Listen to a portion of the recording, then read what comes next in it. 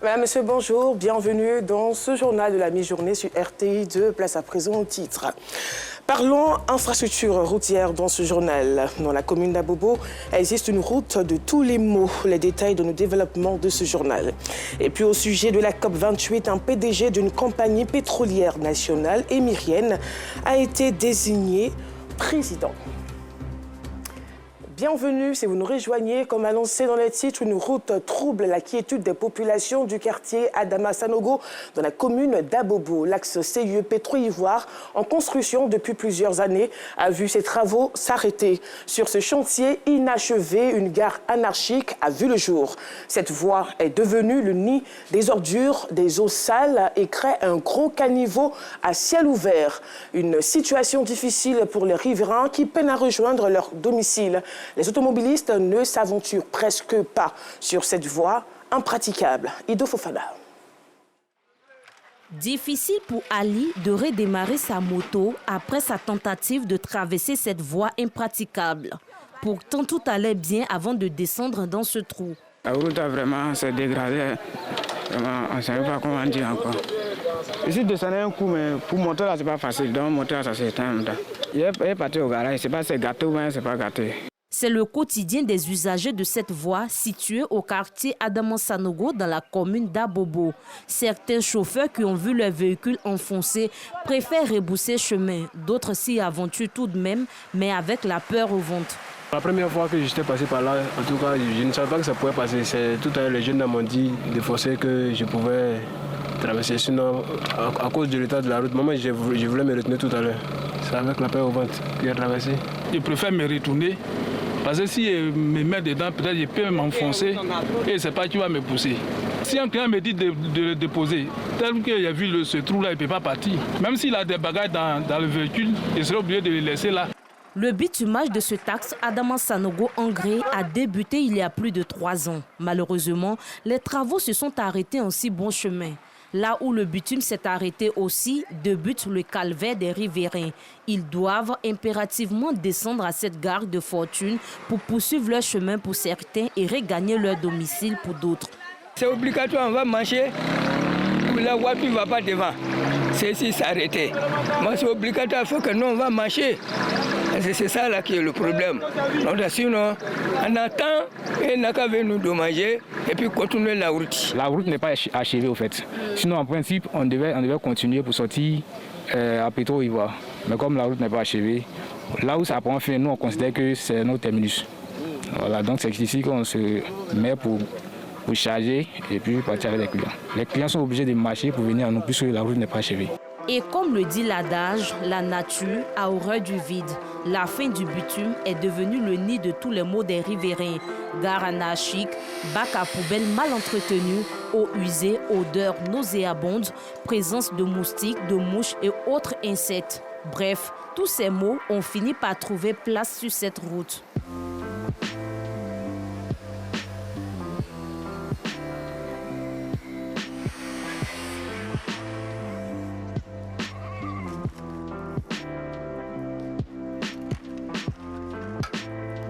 Ils sont là, ils marchent dedans, ils se plaisent, ils pensent que c'est des choses. On ne peut pas, on ne supporte pas.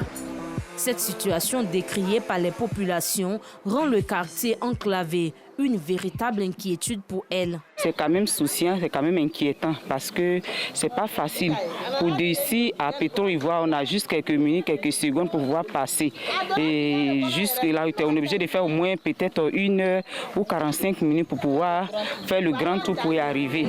À quand la reprise des travaux du bitumage de l'axe Adama Sanogo en grès?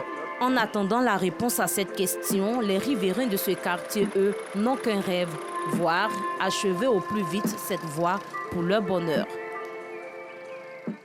Dans les différents quartiers du district d'Abidjan existent des ateliers à tous les coins de rue. Ces ateliers sont occupés par des cordonniers, vitriers, techniciens de froid, coiffeurs, etc. Ces zones de métier s'avèrent être d'une grande importance dans le quotidien des Ivoiriens. Justin Kwasi les a rencontrés pour vous, suivant son reportage.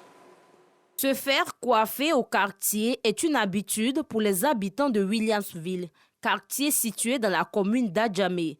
La présence d'un salon de coiffure au quartier, selon eux, évite de parcourir de longues distances et de se faire coiffer à un coût raisonnable. Ce coiffeur, longtemps installé dans ce quartier, rend énormément service aux habitants, considérés comme une famille pour lui. En tout cas, on a une bonne collaboration ici avec les clients. Nous sommes devenus une famille au fait, parce que nous sommes installés ici dans ce quartier. Tous les parents nous connaissent, ils préfèrent envoyer leurs enfants ici se faire coiffer. Je pense que nous sommes très importants ici dans ce quartier parce que nous rendons service aux parents ici dans ce quartier. Ils font venir leurs enfants ici se faire coiffer et ils sont satisfaits. Toujours à Williamsville, Saïd exerce le métier de vitrier depuis plus de 5 ans. La plupart de ses clients sont les habitants du quartier. Grâce à sa présence, les riverains disposent désormais d'un vitrier à portée de main. Comme je fais ce genre de travail ici, donc ça fait que des gens du quartier n'arrivent pas à aller loin. Donc ils viennent directement chez moi quand ils en ont besoin de ça. J'arrive à gagner un peu aussi à travers ça. Ça fait au moins 5 ans que j'ai acheté cette montre lorsque ma fille se mariait. Et il a reproduit la photo de ma fille. Nous ne sommes plus obligés d'aller à Adjamé ou bien à Cocody pour aller en prendre. La présence des hommes de métier dans certains quartiers du district d'Abidjan relève d'une importance capitale selon certains riverains. Au-delà de la qualité de leurs services, le coût de leurs prestations, un véritable atout. Si on n'est pas là, vraiment, ça ne va pas arranger les clients. Parce que y a d'autres qui dorment avec les climatiseurs. Si ça tombe en panne, bon, est-ce qu'ils peuvent aller dans les grandes sociétés? Parce que ça dépend aussi des moyens. Nous sommes là pour pouvoir les arranger selon le prix et aussi rapidement on les dépanne. Parce qu'à chaque fois on est disponible. Les petits métiers se veulent aussi importants dans la commune de Cocody. Ici, Cissé fait partie des quelques rares cordonniers du quartier. Sa présence, un soulagement pour les habitants de ce quartier. Ici début 2011, ouais, c'est rare. C'est pas tout le coin, en tout cas de Cocody, où on gagne le cordonnier. Souvent, quand on quitte l'école, il y a les imprévus. Tu peux marcher, trébucher, ta chute se coupe, on peut venir chez lui. Il joue un rôle vraiment très important ici dans le quartier. Quand il n'est pas là, on essaie d'aller dans un autre coin qui est situé un peu loin d'ici. Mais c'est un peu fatigant le fait de se déplacer jusqu'à aller là-bas. Parfois, on prend les bus même pour s'y rendre là-bas. C'est pas facile. Ces travailleurs du secteur informel font l'affaire des riverains de plusieurs quartiers. Ces hommes de métier offrent des services à coût abordable et à portée de main. Rendons-nous à la rencontre d'un autre groupe d'entrepreneurs. Ils se sont spécialisés dans la vente de friperies communément appelée Yugu Yugu au marché de la Sikoji dans la commune de Yopougon. On la retrouve dans toutes les ruelles à la recherche de potentiels clients. Robes, jeans, t-shirts sont entre autres vêtements proposés par ces jeunes, souvent à des prix défiant toute concurrence. Cette activité de vente de friperies permet à ces jeunes de bien gagner leur vie. Norson Garé, Parga se reconnaît. Marché de Sikoji en ce début d'après-midi. Brice est vendeur de friperies communément appelé Yugu Yugu dans cet espace commercial, l'un des espaces les plus réputés de la commune populaire de Yopougon. Une activité qu'il exerce dans ce marché depuis maintenant 6 ans. Quand tu vois qu'il n'y a pas ce sous-métier là, tu es obligé de défendre venir. Tu es obligé de prendre un peu, aller chez les Aoussa, casser balles. Mais eux, les balles, quand ça vient, nous on va là-bas, on casse. On choisit notre premier choix, puis on vient, on vend au marché ici. Cette activité lui permet de subvenir à ses besoins. Quand tu vends là, c'est que tu gagnes là. Maintenant, le bénéfice, on peut avoir un bénéfice peut-être 25 000, 30 000, souvent même là, 40 000. Moi, comme ça, je loue une maison de 50 000. C'est ça qu'on prend un peu, je l'ai de la maison, le reste, on paye mes petits tubes. Comme Brice, ils sont nombreux, ces jeunes qui exercent la vente de friperies dans cet espace commercial. On les retrouve dans toutes les allées en quête de clients pour écouler leurs marchandises. J'ai un magasin, moi. Donc ils sont en bord de route pour prendre les clients pour les envoyer au magasin. Je gagne 25 000 par jour. Bon, comme on dit, il n'y a pas de sous-métier, c'est un débrouillement, ils me cherchent. Ça fait maintenant 5 ans que je suis dans le domaine. On se suffit, on ne dit pas qu'on gagne énormément, mais on se suffit. J'ai décidé de vendre en friperie parce que en friperie, au moins, j'arrive à payer un peu ma maison, me nourrir un peu ma petite famille qui est à la maison. C'est vrai qu'il ne peut pas gagner tout ce qu'il veut, mais ce qu'il gagne là, ça me suffit. Je pourrais décider de vendre dans un magasin, mais actuellement, je n'ai pas encore les moyens pour prendre un magasin. C'est pour cela que je vais au bois ici. T-shirt, jeans et robes sont autant de vêtements mis en vente et dont les prix défient souvent toute concurrence. Ce, à la grande satisfaction des clients. Ça me convient, c'est bon, puis c'est durable. Pourquoi quand tu payes, c'est bon. Il nous arrange. Quand on est piqué là, c'est qu'il nous habille. On se sape dedans. Ça nous fait un style, oui, ouais. Et les habits de premier choix, ils nous habillent très bien. En quête d'autonomie, ces jeunes ne manquent pas de courage pour se rendre dans ce marché tôt le matin et descendre tard dans la nuit.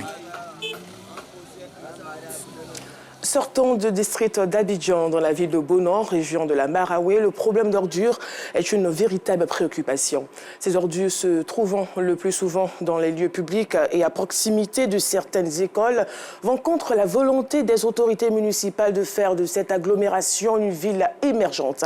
Pour être solidaire au conseil municipal qui vient de doter la commune d'un camion de ramassage, les forces de l'ordre de la ville ont décidé de donner l'exemple en organisant une opération de salubrité, un moment pour elle de se rapprocher des populations. Reportage Théodore Zouzou.